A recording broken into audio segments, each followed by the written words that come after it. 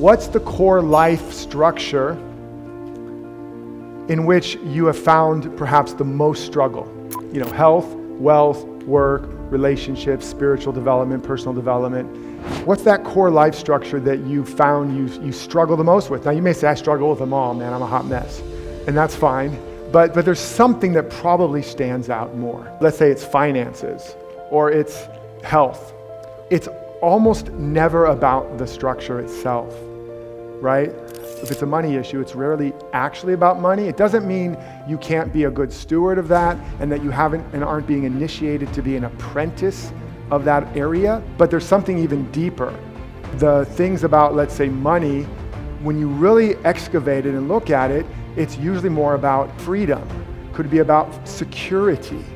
Could be about feeling in control, i.e., safety versus not safe. Does this make sense? That's what it's really about. That's actually what we're being called, trying to get our attention to, but we're often taught and conditioned that we have to purchase that inner state through some outer condition.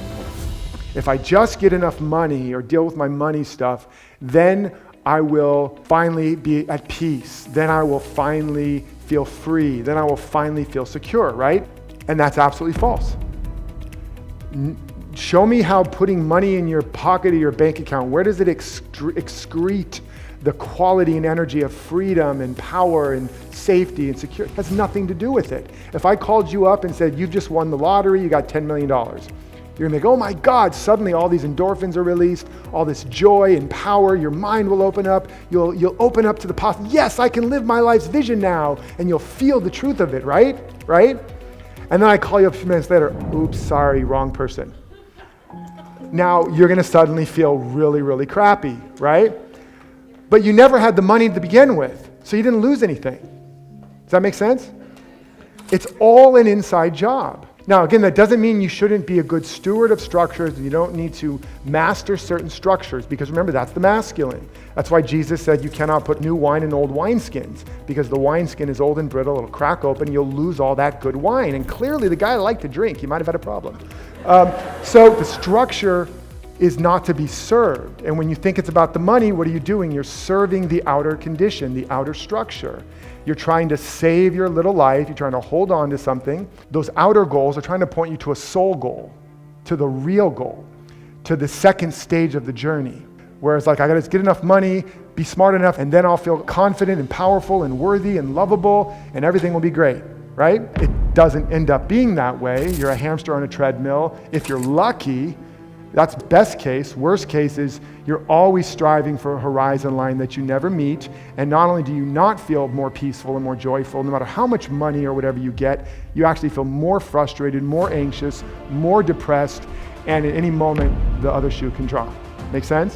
When you realize what it's really about, oh, it's a state of peace, it's a state of joy, it's a state of confidence, it's a state of worthiness, well-being, safety, security. Now I can just go for the thing I actually want, because out of all 7+ billion people, there is not a single human being on the planet that's going for anything but a state of being, of oneness, of unity, of connection, of full aliveness. And we all have our unique portals of transformation. What I want to do now, is everybody clear on this? Anybody have any questions about this basic idea? Yes. Stand up. Sit down, put your left foot in, put your right foot out. Okay. Heather. Hi, Heather. Can it shift your life? Like, for example, you're saying focus on one thing, but what if it shifts along the way? What looks like a lot of different problems and a lot of different areas, you'll start to whittle it down. Boom, boom, boom, boom, boom. It's just really about a core thing. And then like the roots, it spreads out into the branches, and the fruits bear fruit according to the roots. So if security or self-worth is an issue, you'll see that showing up around a lot of different areas. And it can take time. You may or may not get all the way down to the bottom, but this is where you're heading, to where your life is really not that complicated. It's like, again, like a great story. It's very simple. If you live your truth, no matter what, you will achieve greatness. And then they layer on top of that a particular culture, a particular scenario. Maybe it's a spy, maybe it's a mother with her dying child or her sick child, maybe it's a relationship issue. But at the core, it's just the protagonist is on a journey to try to not live their truth, but then eventually to live their truth. And as they do, they get the thing they always wanted when they're willing to lose the outer for the inner. And in the end, you feel, I want to have more courage in my life. Your life has a simple fundamental premise. That's what we're working our way to. Now, what I want you to do is you want to look at this next page, my core issue on page 19, examples of my core issue. You want to write out what might be that core area or life structure. Again, you might have many, and you can always go back. So look at that particular issue. Let's say it's, for example, wealth. I never have enough money. I can't do what I really want to do because of money. I feel trapped in my relationship because my spouse makes the money. Anybody trapped because of their spouse? Don't answer if your spouse is in the room. So you want to just notice if it's that. And then you want to look at other examples throughout your life, because you've been doing some of that excavation earlier, where that same issue arises. Like you might notice, I currently struggle with money in my marriage, but as I reflect, I see that I also struggled with it in college, in a past relationship, with asking for a raise at a previous job, taking a job only for money. I know nobody in here has ever done that. Stealing money as a kid, cheating on my taxes, whatever. That's the money issue. Or you might find relationship issues. It's everywhere. And again, I know a lot of us have challenges in all these areas, or to some extent, but for the sake of this, you want to find what's the one that really has dogged you the most. As you're just thinking about this area of struggle, this core area, this core life structure, what does this issue make you think about yourself? I don't have enough. I'll never have enough. I'll never be enough. So you're discovering the thoughts, the storylines, the beliefs. Just allowing for free writing. It's right there, closer to you than you're thinking. What does this core issue make you think about yourself? I am blank, or I'm not blank. And what does this core issue make you feel about yourself? It makes me feel unworthy, powerless, inadequate, stupid, etc.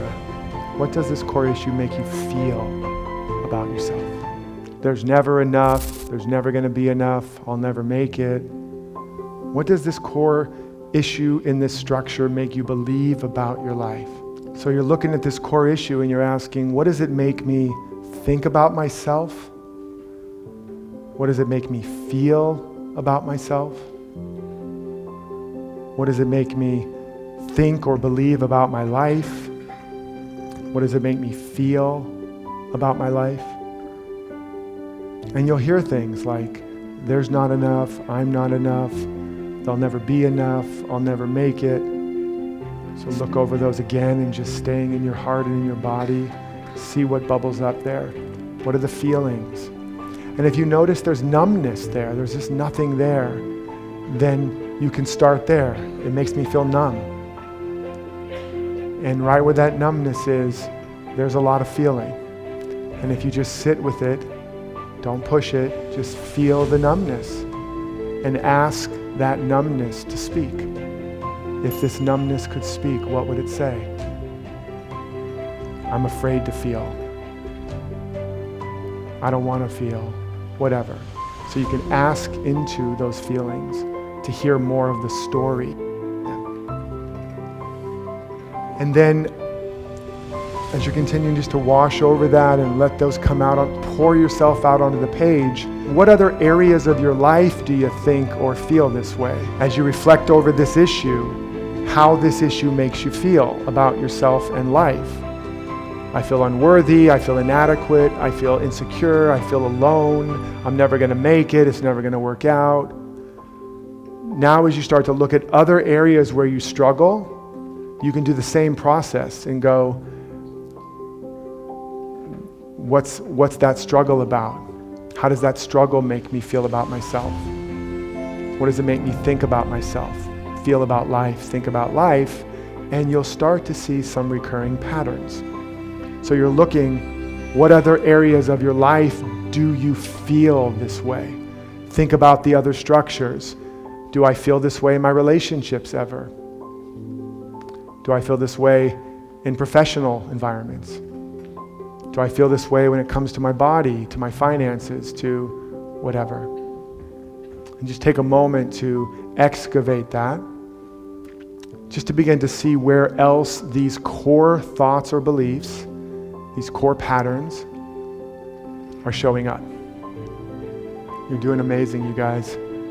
Your focus, it's beautiful.